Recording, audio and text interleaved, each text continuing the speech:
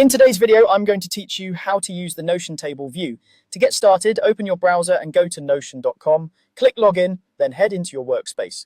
From there, navigate to the page where you want your table to live. This can be a new page or an existing one. Once you're on the right page, we'll add a table using Notion's command menu, which makes building content really fast and consistent.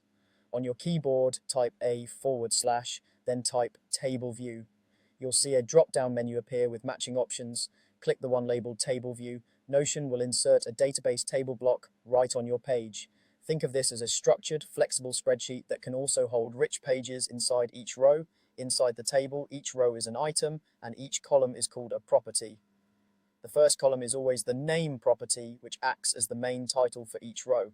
To add your first item, click New Page at the bottom of the table. That creates a new row and opens a page where you can add details. You can close it when you're done, and the item remains in your table, ready to be organized. If you want to rename a column to better match your content, click the column title and type a new name. A drop-down menu will appear where you can type the new property name in the provided field. This helps keep your table clear and meaningful for anyone who uses it.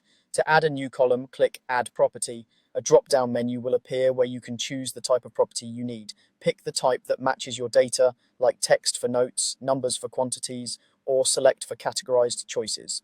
Choosing the right property type makes your table more powerful and easier to work with. If you need to delete a property, click the property name and select Delete Property. This removes the entire column from your table, so make sure you no longer need that information before confirming.